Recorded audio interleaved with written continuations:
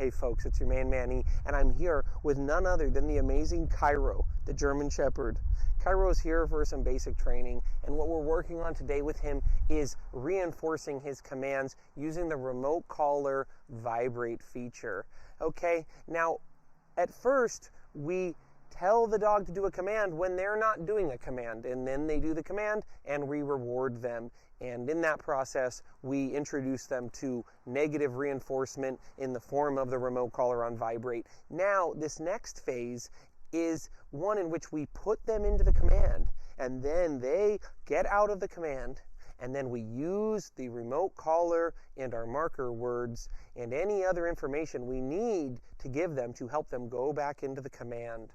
Okay, folks, I can't tell a dog, go lay down, and then they get up and I say no, and us can assume they're going to go back into a down command unless I've taught them to understand how to put themselves back into a command once they have essentially released themselves from that command prematurely.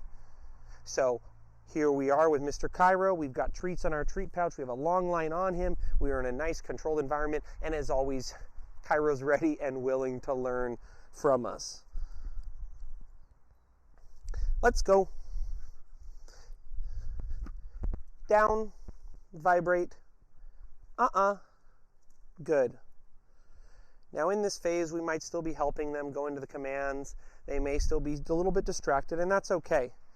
In fact, we may be in this phase in a place where they are a little bit distracted on purpose so that they will be inclined to get out of their command.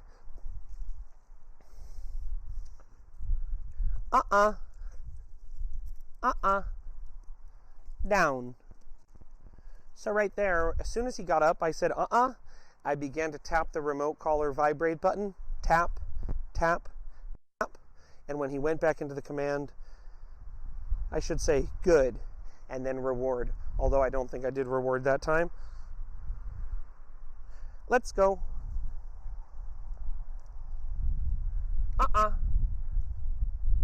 Let's go. Good. So right there, the command I had given was let's go, which is walk with me. Let's go. Good. So when he went out of the command let's go and went into this other command, I said I began to tap the remote collar. Cairo, no. That sort of behavior with the remote collar, the itching on the neck, is something that I typically am going to discourage and try to eliminate very early on in the remote collar training process. Let's go, Cairo. Vibrate. Vibrate. Let's go. Good.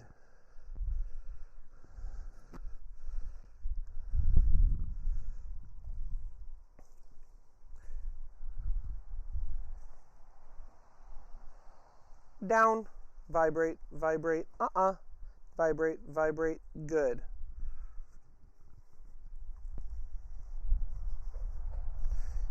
Now, it's not very hard, folks, to create distractions for your dog when they're in commands. Pretty much anything can be a distraction for your dog. You know, throwing a ball, stepping over them like this, going and picking up the leash. Down. So right there, vibrate, vibrate. I repeated the command, and he went back into the down position. Good boy. Let's go.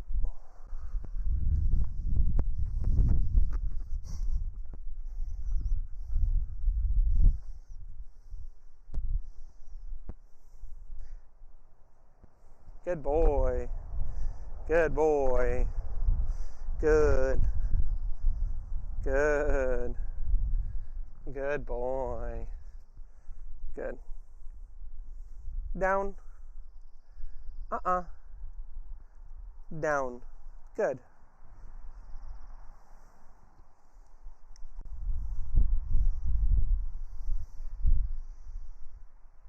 Let's go. Let's go. Good. So I said, I tapped the remote collar on vibrate. I repeated the command.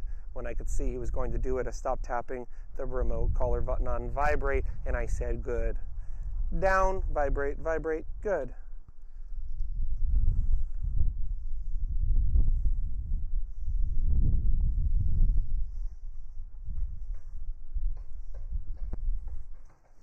What a good boy.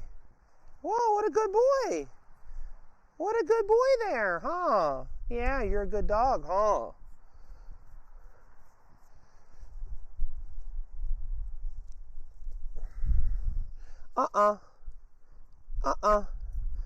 Down. Good.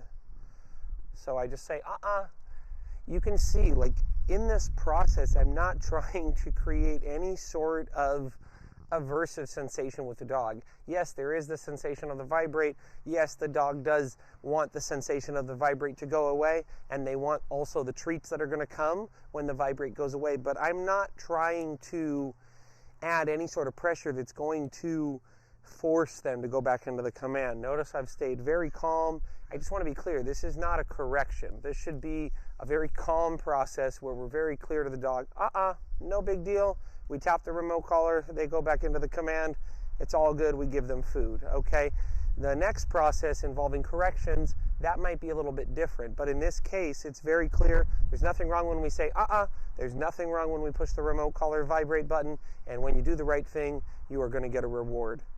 Okay, now, one thing to keep in mind, as a side note, is if you're training your dog on a remote collar with one system where, like, you're using vibrate primarily, you might want to just stick with that one system. There are a lot of different ways to teach the remote collar, and especially when you get into corrections and stuff, it can be very confusing for a dog if you're going back and forth from one thing to the next. Good boy. So hopefully you found this video helpful.